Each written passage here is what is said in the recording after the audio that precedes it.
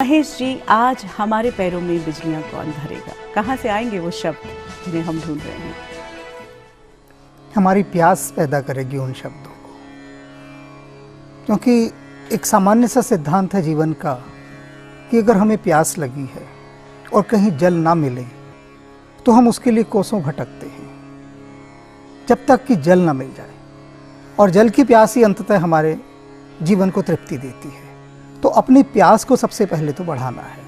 मैं अगर अपने जीवन की तरफ देखता हूँ तो कॉलेज के समय से ही मुझे ये एक बहुत पुस्तक मैंने पढ़ी थी, इसमें था कि आज भी ऐसे महायोगी और महापुरुष हैं जो व्यक्ति के जीवन को रूपांतरित कर देते हैं। उनमें अपार शक्तियाँ हैं और शांति में रहते हैं वो। अब कहाँ देखूँ मैं?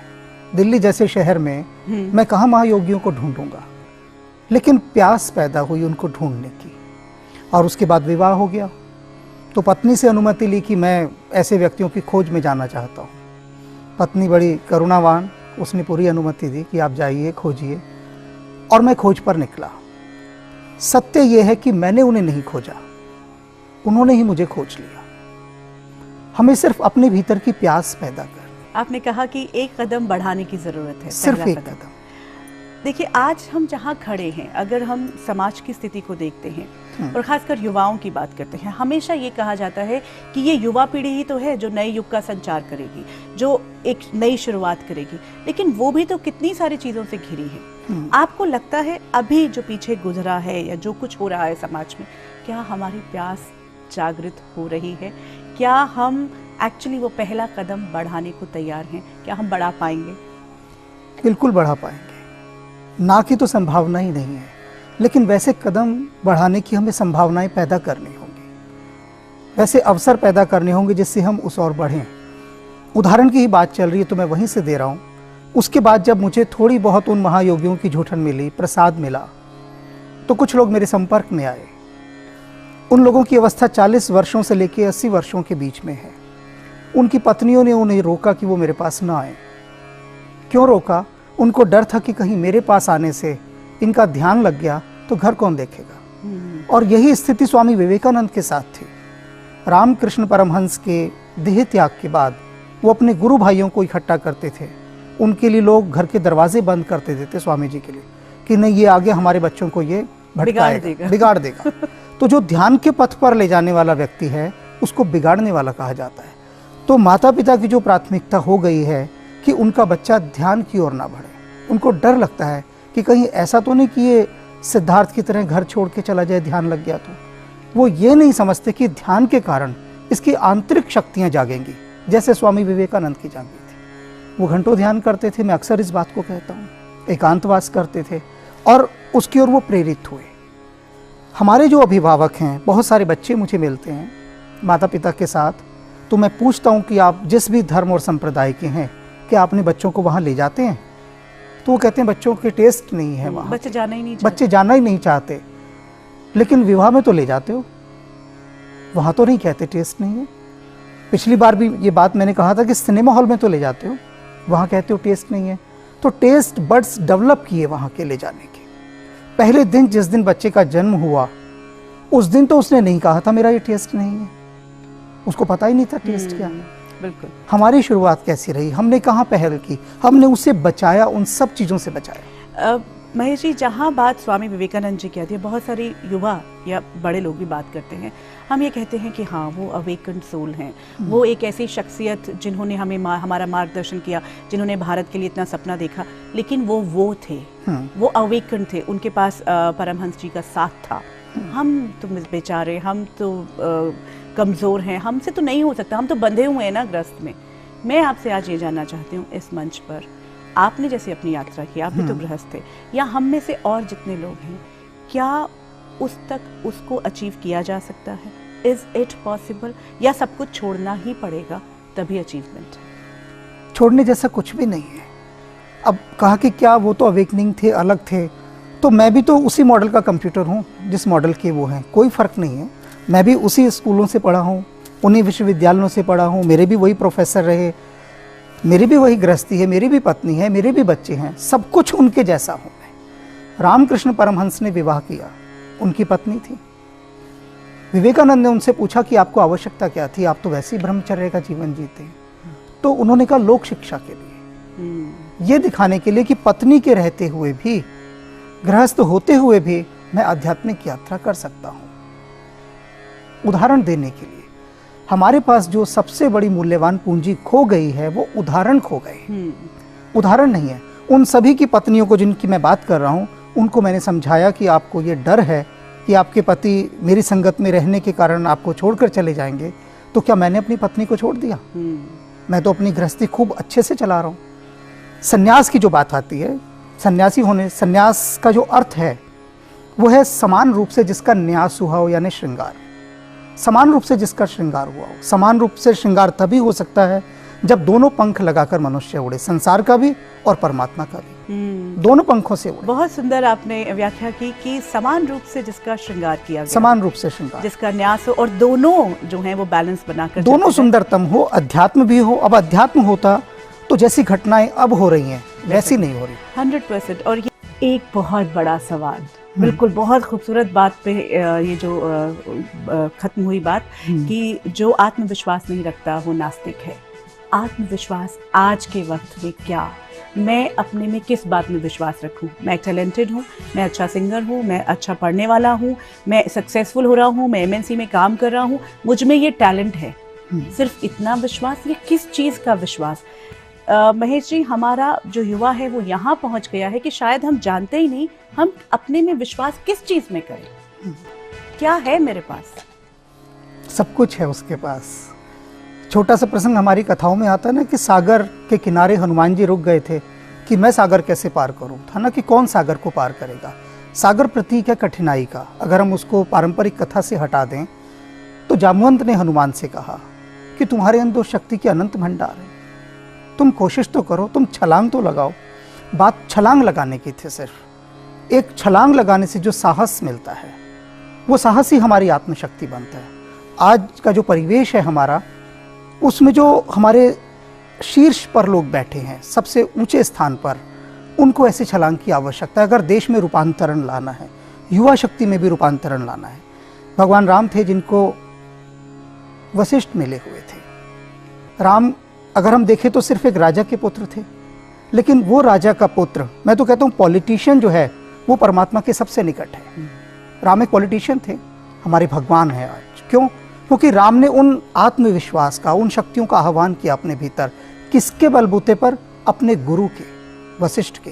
क्योंकि राजनेता के पास अगर ऐसा व्यक्ति होगा जो निर्लोभी होगा, जिसको कोई लोभ नहीं, कोई भय नहीं, तो वो राजनेता का मार्गदर्शन करेगा। हमारे जितने भी प्राचीन राजा रहे, सबके गुरु होते थे, आप देखिए। और वो गुरु राजा को डांटते थे। राजा को कौन डांटे? तो आज राजा ने जो सबसे बड़ा काम किया कि अपने चारों तरफ से उन लोगों को हटा दिया जो उसको डांट सकते थे, तो राजा को डांटने वाला नहीं रहा। 100% महेश जी। और जैसा कि बात आज ये उठ रही है कि मेरे पास वो शक्तियाँ कौन सी, शक्ति को हमने एक बिल्कुल डिफरेंट पर्सपेक्टिव में ले लिया है। Power to control, power on others, मेरी दूसरों को काबू करने की शक्ति, मेरे पास पैसे की शक्ति, मेरे पास इस तरह की शक्ति, सारी बाहरी शक्ति। वो कौन सी, कोई बताने वाला नहीं कौन सी है वो आंतरिक शक्तियाँ। हमने ना तकनीक दी, हमने सिर्फ तकनीक दी।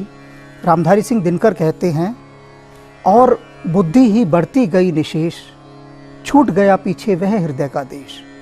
अर्जुन और अश्वत्थामा दोनों के पास ब्रह्मास्त्र थे। ब्रह्मास्त्र को मान लीजिए एक भयंकर वेपन, लेकिन अर्जुन ने अपना वेपन नहीं छोड़ा, क्योंकि उसके पास वो संयम की भी शक्ति थी। अर्जुन ने कहा अगर मैं इस हथियार को छोड़ दूंगा तो बहुत बड़ा विनाश हो जाएगा, लेकिन जो अश्वत्थामा है उसने वो हथियार छोड़ दिया। तो तकनीक के साथ साथ अब विज्ञान के जितने छात्र हैं या गणित के, उनको साहित्य का सौंदर्य कौन देगा, आंतरिक सौंदर्य कौन देगा? तो ऐसी पुस्तकें ही टेक्स्ट बुक से हट गई हैं। अगर वो साइंस पढ़ रहा है, इंजीनियरिंग कर रहा है, तो क्यों नहीं उसके जीवन में महापुरुषों की भी एक किताब हो साथ में? वो कोर्स से हटा दी गई है। मूल्य कहाँ चले गए हमारे? सारे मूल्य सिलेबस से हटा दिए गए ना। एक बच्चा सिर्फ टेक्निकली पढ़ता जा रहा है, तो उसका मस्तिष्क भी तो एक मशीन ही हो जाएगा ना। इस मंच से हम क्या कह सकते हैं आज, अगर वो छलांग लगाना चाहता है? आज जो बात आई, कितने बच्चों के मन में ये आया होगा कि मैं आत्मविश्वास को जागृत करना चाहता हूँ, कैसे करें, क्या करें? आत्मविश्वास को जागृत करने की एक ही विधि है जो सबसे बड़ी, जो हर बार हम कहते हैं कि थोड़ा सा एकांतवास करना सीखें, अपने साथ बैठना सीखें, अपने साथ। सबसे बड़ी चीज़ हर बार मैंने यही कही है, अगर आत्मविश्वास को जगाना है, विवेकानंद अपने समय में भी कितना ही अपने साथ बैठते थे, घंटों घंटों ध्यान में ही डूबे रहते थे। चाहे ना ध्यान लगे, एकांतवास तो करे। अकेला होते ही अपने साथ व्यक्ति होता है और फिर विश्लेषण का सूत्र आरंभ होता है, अपने भीतर झांकने का मौका मिलता है कि मुझे चाहिए क्या, मैं हूँ क्या, मेरे लक्ष्य क्या हैं, मेरी सीमाएं क्या हैं, मेरी मर्यादा कहाँ है। अपनी तस्वीर देखनी हो तो जल को स्थिर तो करना ही पड़ेगा। बिल्कुल, सचमुच में ये तो ऐसा ही लगता है। आज का जो यूथ है महेश जी, वो यही कहता है कि मैंने उसकी प्रैक्टिस की है, बाहर मैंने क्या कुछ किया हुआ है, मुझे ये, मैं बहुत अच्छा डांसर हूँ, मैं बहुत अच्छा ये किया हुआ है, प्रोफेशनल हूँ। लेकिन ये जो बात अभी कि मन को काबू किया हो, मन की एकाग्रता को, और आपने अभी कहा कि अपने साथ बैठना, कैसे शुरुआत करें? चलिए यहीं से शुरुआत करते हैं। आज इतने सारे लोग हमारे साथ जुड़े हैं, कैसे शुरुआत होगी? एक है ना, कहते तोरा मन दर्पण कहलाए, तो मन की एकाग्रता की बात करता हूँ। मन को एक दर्पण मानिए कि मन एक दर्पण है। दो तरह के हमारे पास ग्लास होते हैं, एक सिंपल ग्लास, एक मैग्नीफाइंग ग्लास। मैग्नीफाइंग ग्लास को आप सूरज के पास ऐसे कर दीजिए और उसकी थोड़ी सी सेटिंग बिठाइए, और नीचे जो कागज़ रखा है वो जलने लगता है। क्यों जलने लगा कागज़? जो सिंपल ग्लास है उससे सूर्य की किरणें वही आ रही है, किरणें वही हैं, सब कुछ वही है, लेकिन परिणाम अलग आ रहे हैं। क्यों हुआ ऐसा? क्योंकि मैग्नीफाइंग ग्लास ने सूरज की सारी किरणों को एक बिंदु पर लाकर टिका दिया और उससे आग पैदा हुई। वो आग ही तो आत्मशक्ति है। ये कैसे पाया जाए? अब सूर्य से, सूर्य की किरणें है ना, तो इसके छोटे छोटे से ध्यान हैं। उद्यानों में सुबह हमने बहुत सारे पेड़ देखे होंगे लगे हुए, उन पेड़ों के तने भी होते हैं। तो उन पेड़ों के तनों के साथ 5 मिनट के लिए बच्चे या बूढ़े कोई भी हो व्यक्ति ऐसे चिपट जाएं 5 मिनट के लिए, जैसे वो माँ हो। अच्छा, हाउ स्वीट। 5 मिनट के लिए, और आंखें बंद करनी, बिल्कुल जैसे उसको आलिंगनबद्ध करके, बिल्कुल। तो वृक्ष के साथ जब हम थोड़ी देर के लिए एकरूप होंगे, तो आप देखिए वृक्ष को कभी खड़े हुए ऐसा लगता है जैसे कोई महायोगी खड़ा हो, कोई तपस्वी खड़ा हो। तो उसका जो ट्रंक है, उसका जो तना है, उसके साथ हम थोड़ी देर के लिए आंख बंद कर लें, फिर परिणाम महसूस करना। मेरे कहने से नहीं, आई कैन विजुअलाइज। मैं तो एक्चुअली सोच पा रही हूँ कि कितना अच्छा महसूस होगा। और ऐसा लगेगा जैसे शरीर के भीतर हजारों बिजलियां उतर रही हैं, जैसे चींटियां चल रही हैं। किसी को लगेगा मेरे अंदर सांप उतर रहे हैं। सबके अनुभव अलग अलग होंगे। होगा कुछ नहीं, वृक्ष की जो ऊर्जा है, जो ब्रह्मांड से ले रहा है, वो ऊर्जा हमारे भीतर आ रही है और वो सिस्टम को एक्टिवेट करने की कोशिश कर रही है। हम पूरी तरह से शांत हैं। शर्म आएगी कि पार्क में हम ऐसा करें, बिल्कुल आएगी, मैं पक्की बात कहता हूँ। तो उसके नीचे बैठ जाएं और चुपके से उसको हाथों से पकड़ लें। धीरे धीरे शर्म खुलनी शुरू हो जाएगी फिर। लेकिन इस प्रयोग को करें, और इस प्रयोग के बड़े गहनतम परिणाम निकलते हैं भीतर के। भीतर का जो आत्मबल है वो इससे बढ़ता है। आज अगर हम देखें तो कितने सारे लोग हैं जो मॉर्निंग वॉक पे जाते ही हैं। अगर साथ में ये 5 मिनट के लिए कर लिया जाए तो definitely it's a very good thing. सब कुछ बदल जाएगा। और मॉर्निंग वॉक पर जाएं तो प्रयास करें कि बातचीत ना करें, बातचीत ना हो। भगवान बुद्ध के साथ 10,000 शिष्य चलते थे, लेकिन इतनी सी आवाज नहीं होती थी। शब्द तो चारों तरफ हो ही रहा है ना, शब्द माने शोर। तो निशब्द की यात्रा कब करेंगे? मौन में बैठें, चिड़ियों की आवाज सुने, कहाँ कोई पक्षी कोई कुछ गीत गा गया उसको सुने। इनकी जो आवाजें हैं वो हमारे नाभि पर प्रभाव डालती है। नाभि हमारा मूल केंद्र है। एक कोयल कूकी तो भीतर हुक उठती है, यहाँ वो हुक परमात्मा से जोड़ेगी। हमारे शोर में तो कोयल का स्वर भी डूब जाएगा। हमें कभी कभी तो मन एकाग्र हो जाता है। हर पल एकाग्रता के लिए किससे प्यार करें? मैंने एक छोटी सी कथा सुनी थी, किसी ने बताई थी कि एक सन्यासी से किसी ने पूछा, तुम हर समय खुश कैसे रह लेते हो? जब हम देखते तुम खुशी मिलते हो। तो वो इंटरव्यू लेने आए थे, तो उसने कहा कि तुम मेरे साथ थोड़ी देर चलो, फिर मैं तुम्हें जवाब देता हूँ। तो वो वहाँ गया, तो उसने कुछ सेवा कार्य कर रहा था, किसी की सहायता कर रहा था, अच्छी बातें समझा रहा था। तो उन लोगों को भी कहा तुम भी थोड़ी सेवा करो, परोपकार करो। उन्होंने परोपकार किया। वापस आए तो सन्यासी ने पूछा तुम्हें कैसा लगा? तो उन्होंने कहा हमें जीवन में पहली बार बहुत अच्छा लगा। तो उसने कहा मैं 24 घंटे परोपकार की बात सोचता हूँ। जब मैं 24 घंटे परोपकार की ही बात सोचूंगा, किसी का अहित नहीं सोचूंगा, तो मेरा मन शांत और निर्मल रहेगा और मुझे परमात्मा की खोज में नहीं जाना। क्योंकि कबीर साहब कहते हैं, कबीरा मल निर्मल भया जो गंगा को नीर, पाछे पाछे हरि फिरे कहत कबीर कबीर। कि तुम मन को निर्मल कर लो, तुम्हारी यात्रा सिर्फ इतनी है, अपने मन को पवित्रता की ओर ले जाओ, परोपकार की ओर ले जाओ, कल्याण की ओर ले जाओ, और कोई दूसरा सूत्र ही नहीं है। बहुत सुंदर। और देना ही सीख लो, देना सीख तो फिर बिल्कुल निर्मलता आपके पास अपने आप आएगी। और वो प्रकृति से मिलता है देना। हाँ, जो भी ध्यान बताया बिल्कुल वो बड़ा महत्वपूर्ण ध्यान है। आपके आने से हमें एक और बड़ा काम मिलता है, और एक्चुअली वक्त बहुत कम है महेश जी, लेकिन एक असाइनमेंट एक तो आपने बहुत अच्छी असाइनमेंट हमें दी है, वो हम सब करेंगे मॉर्निंग वॉक पे जाके। आज की असाइनमेंट क्या देंगे आप हम सबको? तो प्रकृति के साथ ही एक दूसरा असाइनमेंट और दे देता हूँ कि कहीं से भी एक बीज लेकर आएं किसी भी चीज का, और उस बीज को खुद बोएं। और उस बीज चाहे वो फल का हो चाहे वो फूल का हो, उसके फल या फूल आने तक उसको ये मान ले कि ये आपके भीतर की शक्तियां हैं। वो जो बीज है वो आपके मन की शक्ति है, और मन की शक्ति को आप बो रहे हैं। और उसके साथ साथ ही देखेंगे कि जैसे जैसे वो अंकुरित होगा, भीतर भी कोई अंकुर फूटेगा, ये समानांतर चलेगा। उस भाव को वहां आरोपित कर दें, वननेस उसके साथ ले आएं कि ये बीज नहीं है, मेरा मन है, मैं अपना मन बो रहा हूं यहाँ पर। बहुत सुंदर। उसको उसके साथ जोड़ना है। अगर वो पौधा मरा तो समझे कि मेरा कहीं मन मर रहा है, बीज दूसरा ले आए, फिर कोई बात नहीं। लेकिन उस बीज को, उस पौधे को मरने नहीं देंगे, क्योंकि उस मन का जो फूटा है उस अंकुर को आगे बढ़ने देंगे। महेश जी, आप होते हैं तो पता नहीं चलता कि वक्त कहाँ जाता है। बहुत बहुत धन्यवाद आपका। Thank you so much.